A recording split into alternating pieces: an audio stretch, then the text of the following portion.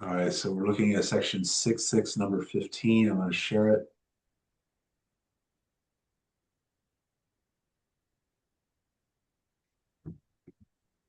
What we got here? In electromagnetic theory, the magnetic potential U at a point on the axis of a circular coil is given by this integral. All right, let me copy it down. So we're just going to work out an integral. Ironically enough, this will be a trig sub. Let's see how it goes. That's kind of one of the reasons Yeah. I got to this right after your message about not seeing him again. I kind of laughed a little bit.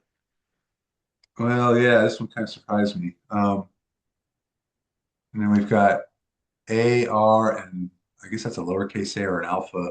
Um, are constants. All right, so I'm going to stop the share. All right, let's see what we got going on here. Um, I'm going to change my camera.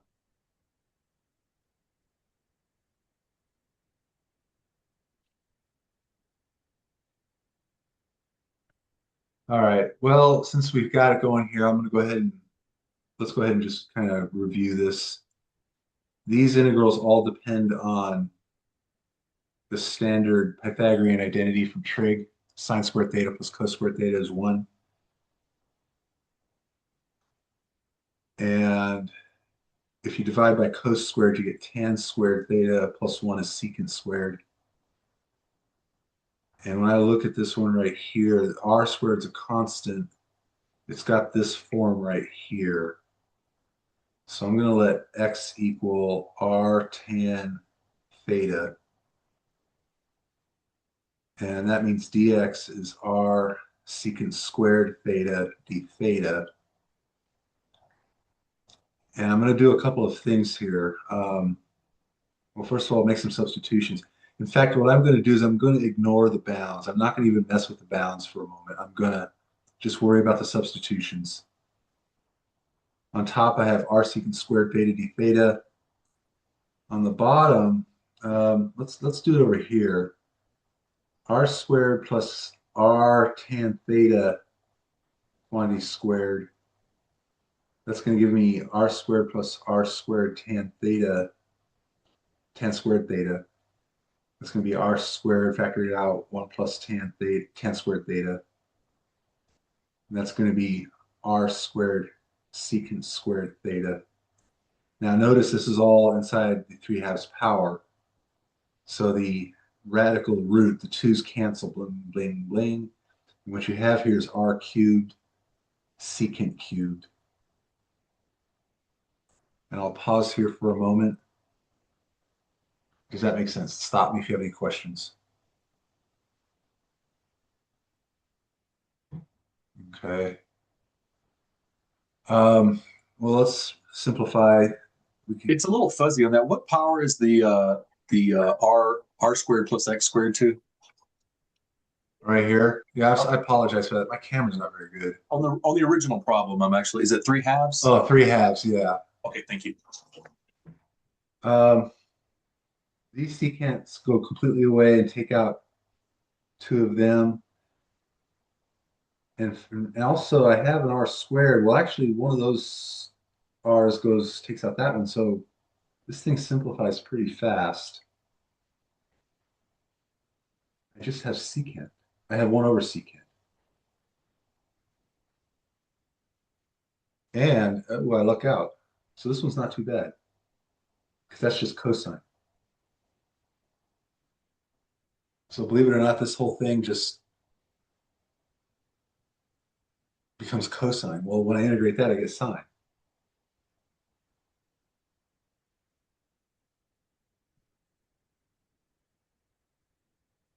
Okay. Um, all right. I'm not going to complain. That was pretty easy. So now I'm not done. I still need to worry about the bounds, but the bounds here are for x. So I need to put this back in terms of x. So I go back to the original substitution here, which that tells me that x over r was tan theta. So what I do is I just draw a representative triangle, put a theta in one of the corners. I know that opposite over adjacent would be the tangent, so x over r, and the hypotenuse is r squared plus x squared. radical. So then what I do is I just read off the sine of theta, which would be opposite over hypotenuse.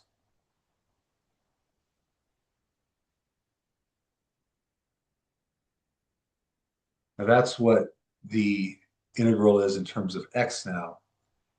Now I can put back on the bounds. The bounds were infinity and a. And interesting. Oh,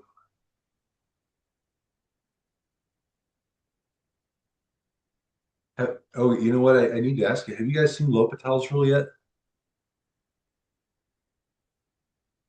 So if I evaluate at infinity, I'm going to have a little issue here because I, I know I'm kind of doing this illegally, but if I quote plug in infinity, I get infinity on the top and I get radical infinity squared, or essentially infinity on the bottom. So I'm going to um, use L'Hopital's. So that's where I set the lim as x goes to infinity. Um, Now I already know I'm going to get infinity to infinity, so I'm going to go ahead and just do the derivatives. And the a over r will just sit up front. So I'm going to have 1 on top, and on the bottom, I'm not going to worry about appearances. It's just going to be 1 over 2 radical r squared plus x squared, and then times 2x. Um, these cancel. Now I'm right back to where I started from. That's weird. Um,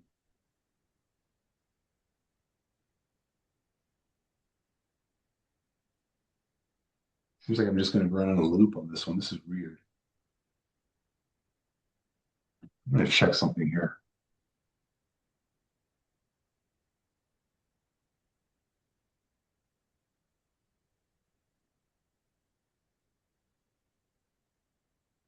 That's peculiar. Yeah. They give the answer as 1, but I'm not that they don't really justify it. I guess it's 1, but I'm going to put a big kind of a question mark there because it seems to me like I'm running in circles here. Because if I do L'Hopital's again, I'm just going to get the same thing. Um,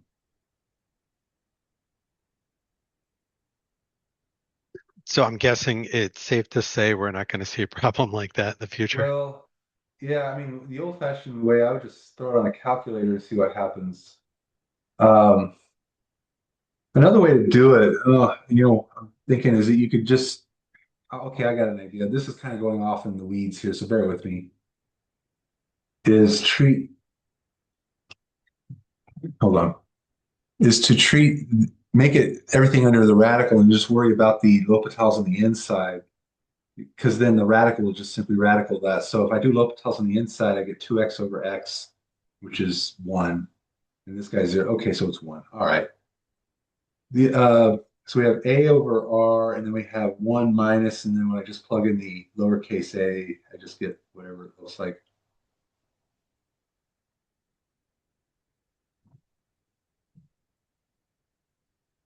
Yeah, that's exactly what it is. Sorry about that.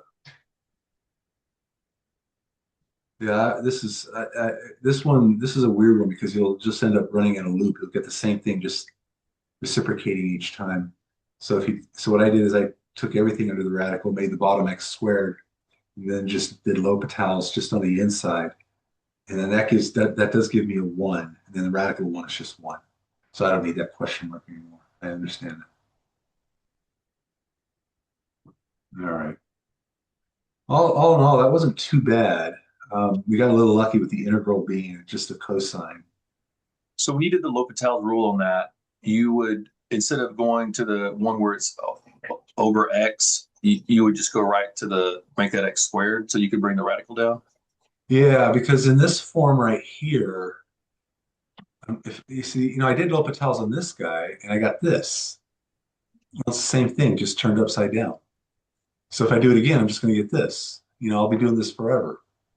And I thought, oh, that's not good. So I realized, wait a minute, what if I just make the whole thing into a radical by making this x squared?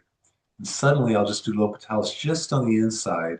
The r squared will just disappear to 0. I'll just get 2x over x, which is 1.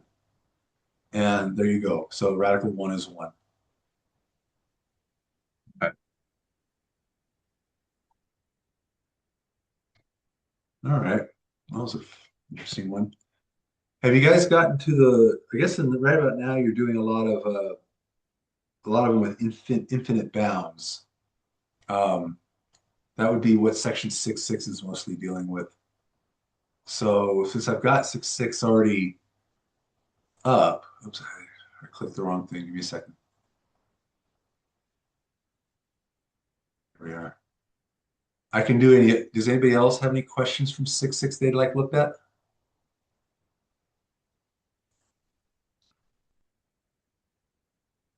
A lot of these are just infinite lower bounds or upper bounds.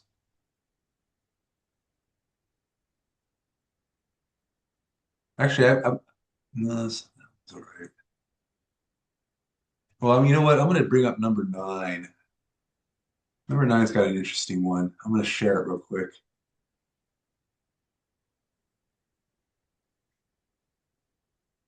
Number 9 is kind of an interesting one because it's got infinity for both lower and upper bounds. And the 9 can move out in front. And I have x squared over 1 plus x to the 6th. If you graph this thing, it's going to look like a bell curve. It's going to look like a hump. So it actually is asymptotic with the x-axis in both directions.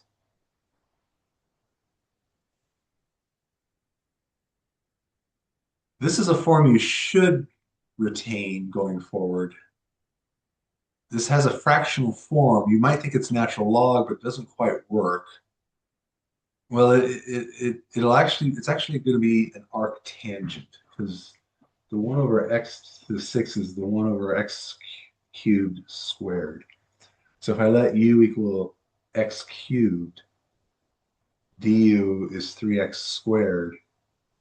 I can put a 3 here and a 3 on a 1/3 on the outside. And suddenly I have 3.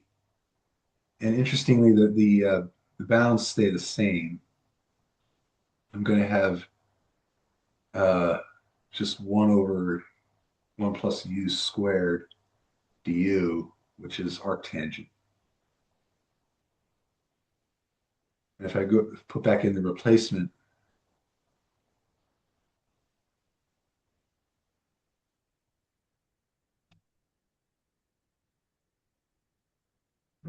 we get this. Um, what's interesting about this is that, well, it's kind of funny, but if you take infinity cubed, you get infinity. If you take negative infinity cubed, you get negative infinity. And this is one where you got to remember how, actually arctan, so 1 over 10 to the negative 1. You got to remember how the arctan behaves. The arctan function looks like this. It's actually got 2 asymptotes.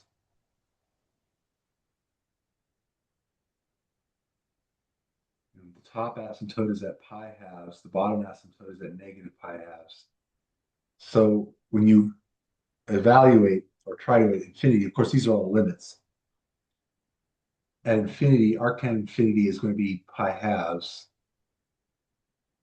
And this is going to be minus a negative pi halves. So you get pi halves plus pi halves, which is pi, so you just get 3 pi. Interestingly enough, this hump-shaped curve has an area that's a multiple of pi. I always thought that was kind of unexpected. I always thought it was kind of cool. But anyway, yeah. So anyway, that was number 9 from 6.6, and I'm just kind of scrolling through the questions. They all look about the same. I mean, various. I can look at one of these if you want. Does anybody have any questions from 6.6?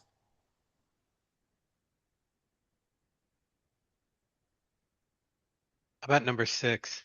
Yeah, let's take a look at that one. Let me share it.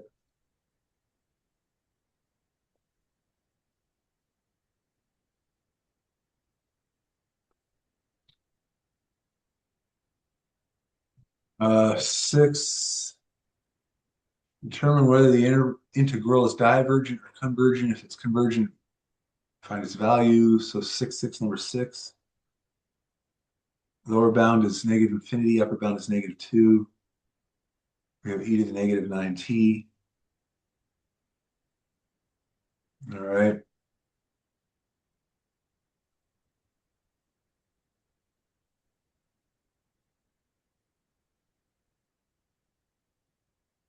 This one, if you graph e to the negative power is always going to give you something that looks like this.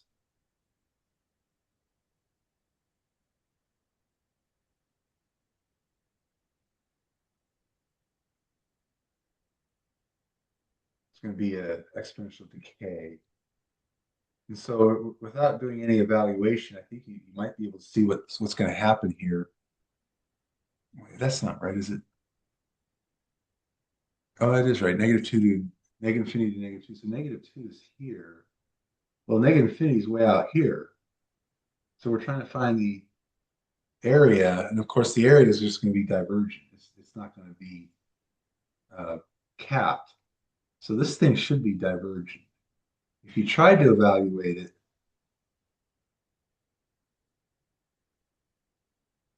well, let's go ahead and do it. You get -1/9 and then e to the 18, which is a huge number. But then when you try to stick in the negative infinity, this negative infinity and this negative here will cancel, and you get 9 infinities, which is just incredibly big.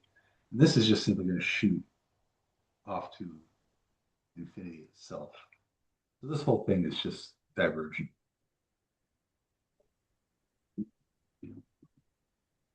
I have a question in 7.1, number 9. Okay, let's take a look at that one.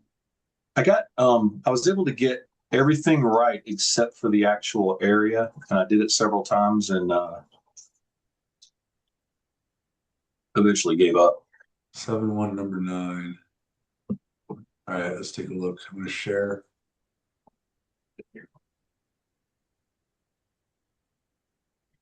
Consider the area between the graphs. X plus y is 24.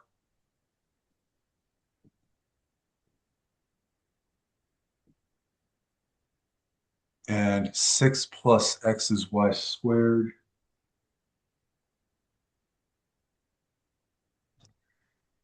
And they tell us that we can do it a couple of different ways.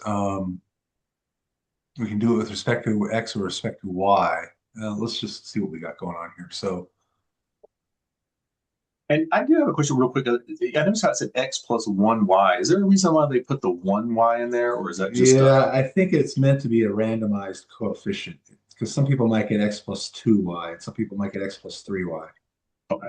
It's just bad coding. I saw it too, and I didn't like it. So x plus y equals 24. It's going to give us a line that looks something like this. Okay. X equals, I'm going to write it this way, x equals y squared minus 6. X equals y squared would just be a parabola that would open this way. That would just be x equals y squared. Um, Now, if I'm instead of a -6 here, I'm kind of doing everything I'm shifting here. So it would be back here at -6. So for example, when x is -6, then that would force y to be 0. So your parabola is just going to do something like that.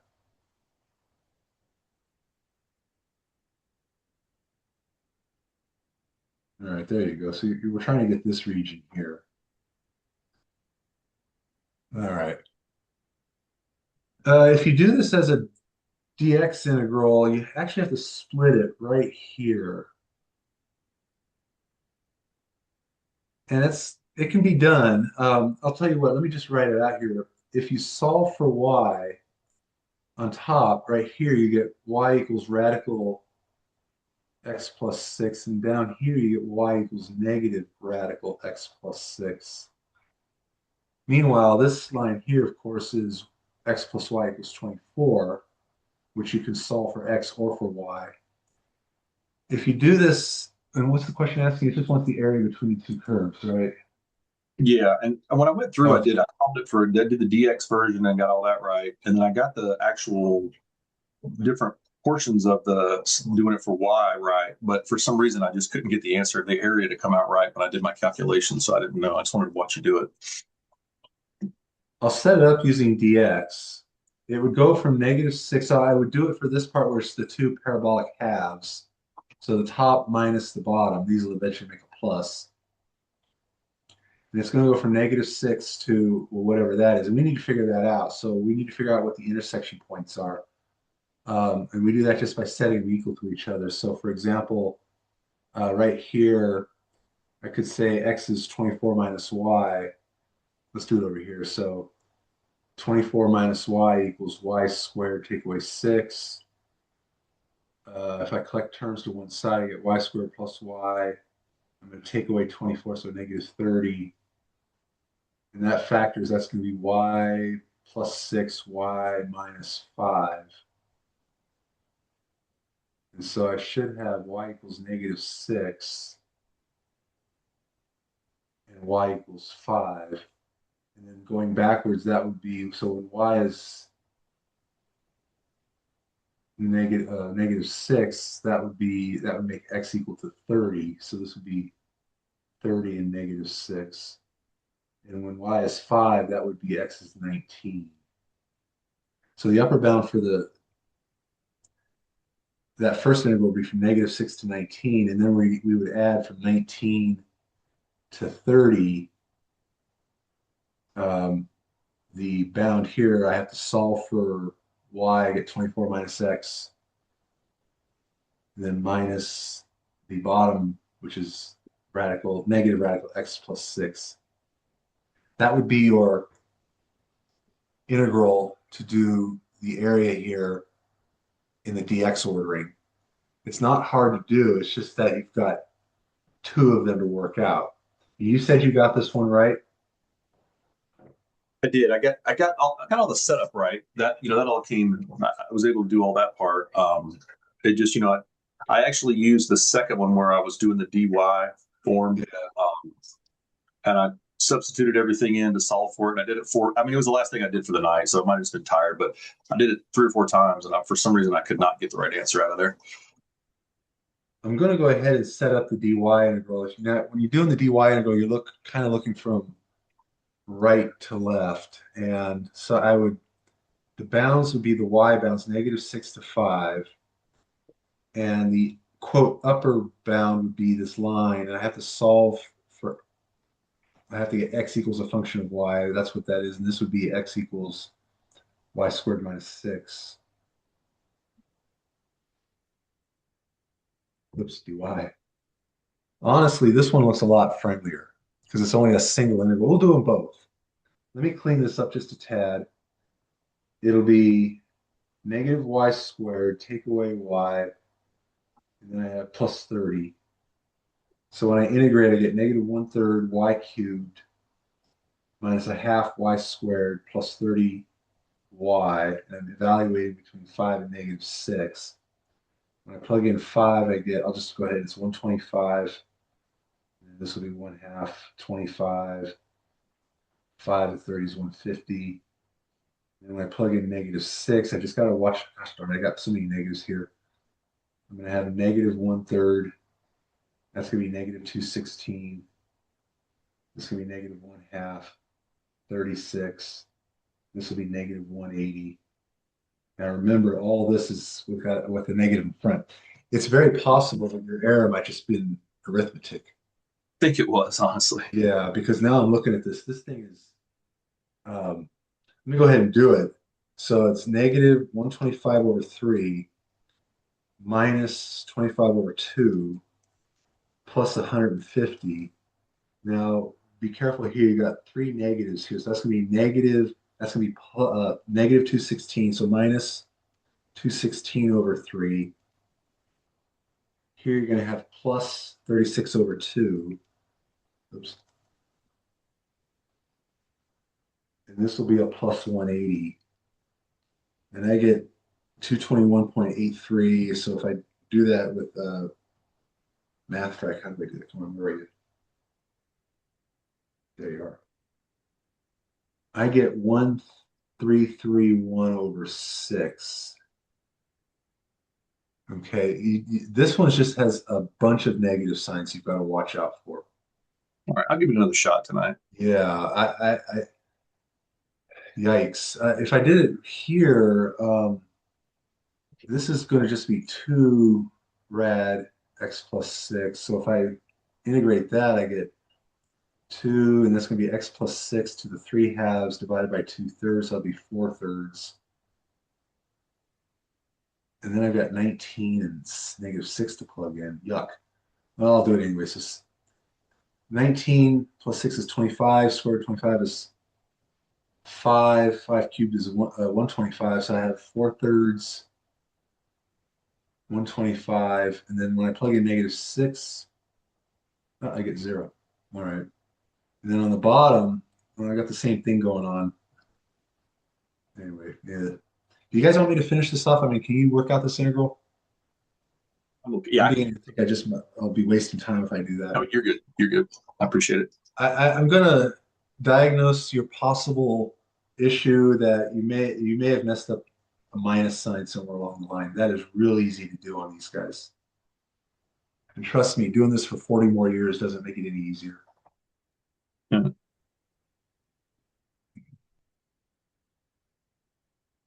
All right. Um, I'm gonna pause. Let's take a look at one of those. If you don't mind, I'll take a look at, how about 17? Um, find the volume of a frustum of a pyramid with a square base of side 15 and a square top of side 5 and height 20. So let me share the screen. Sorry about that. I see it just fine. I forget that you guys don't see it. So this is 7.2, number 15, number 17. And we've got a frustum is basically you take a conical shape or a shape, what's actually it's called a prism. When you take any shape and you draw lines up to a common point, you create what's called a prism, Prism. And then when you lop off the top, you get what's called a frustum. That's an actual name. So something like that. So we've got square base of side 15, square top of side 5, and the height is 20. All right.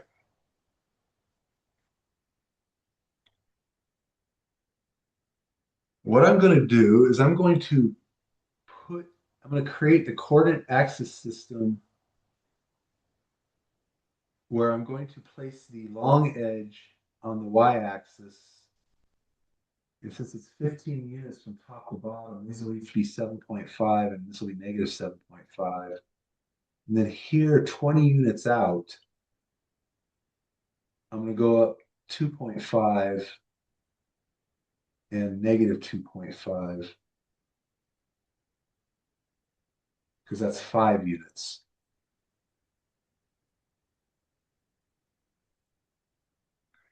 That's a side view of the solid.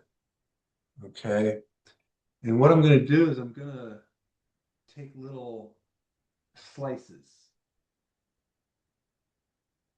And the idea, you're looking at this as a side view, but if you look at it with a little bit of perspective, you're getting square slices. And we can set up a formula for the volume of this slice. It's going to be, obviously, it's going to be whatever the height is or the length squared times the thickness. Okay. So we got to come up with a formula that tells us what this is. And that's just simply the equation of this line. And so this is good old-fashioned algebra. Let's see the slope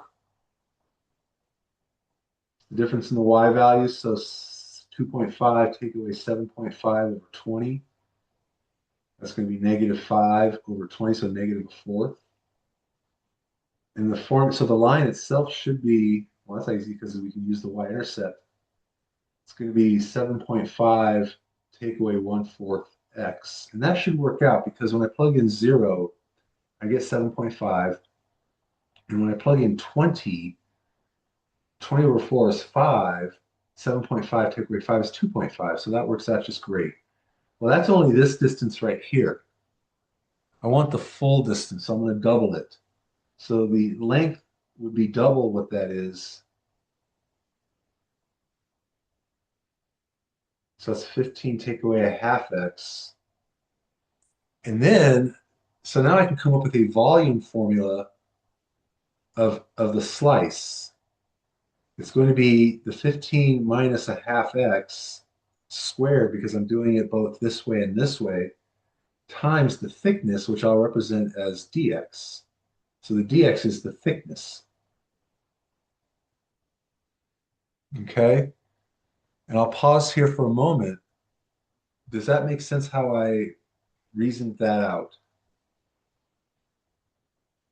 Yes, it's very different from because I had to go looking for like how you would find the volume of it. And I actually found a formula for it, which gave me the right answer, but it's very different from what you're doing. Yeah, and sometimes the problem with formula is you don't know how the formula was developed. It's kind of unsatisfying. It's kind of nice to see how it's built from scratch. It turns out this integral is not too bad. It's not a revolved solid, so we don't need to include pi at all. It's just going to be 15 minus a half x quantity squared dx from integral from 0 to 20. And when you're integrating, remember, an integral is just a big summation. You're literally adding up infinitely many, you're adding up infinity of many thin rectangles, and that gives you the integral. All right, so we can do this. And This one's not too, yeah, go ahead. so because we're doing the integral of it, it doesn't matter that the sides are both slightly slanted because we're taking that out because we're doing the integral. Basically, we're Well, many slices. these, if I slice them this way, they won't be slanted. They'll be true squares. Oh, I see. I see. And that's Okay. what I've done here. I've taken this object and I've oriented it so literally the origin's at the center of the base. Got it. So I'm going to work out the integral here. Bear with me here. This it's just a quick U to U with a power rule.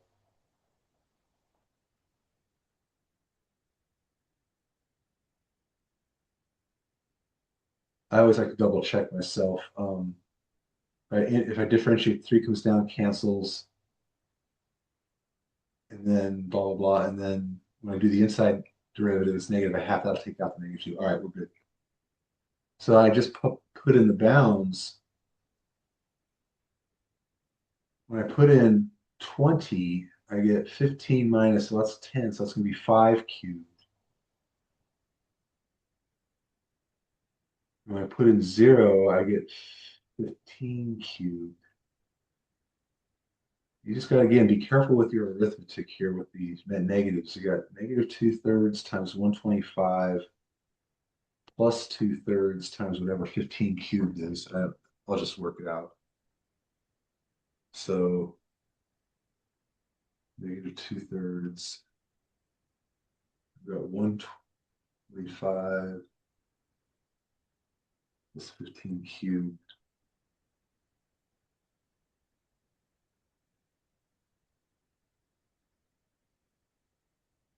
Well, I see what I did wrong. I made an arithmetic mistake. Ha.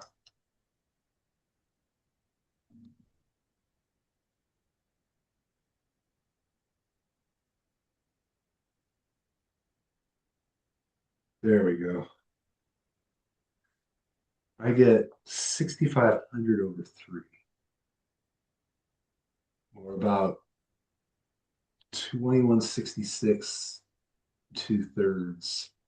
I guess that would be cubic inches. What was the number over the top on that? 65? 6,500 over 3. Okay, thank you. Yeah.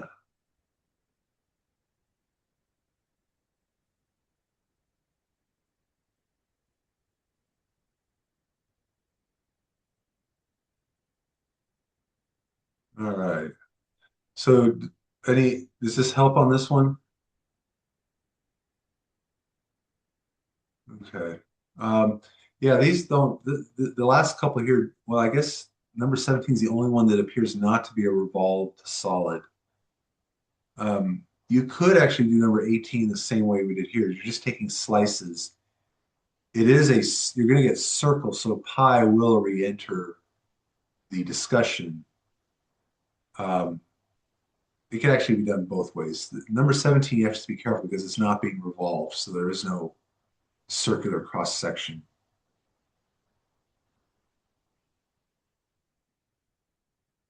All right.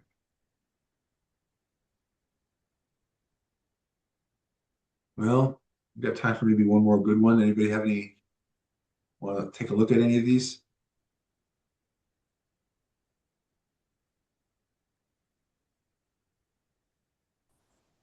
As usual, if you have any questions, put them on Ed discussions.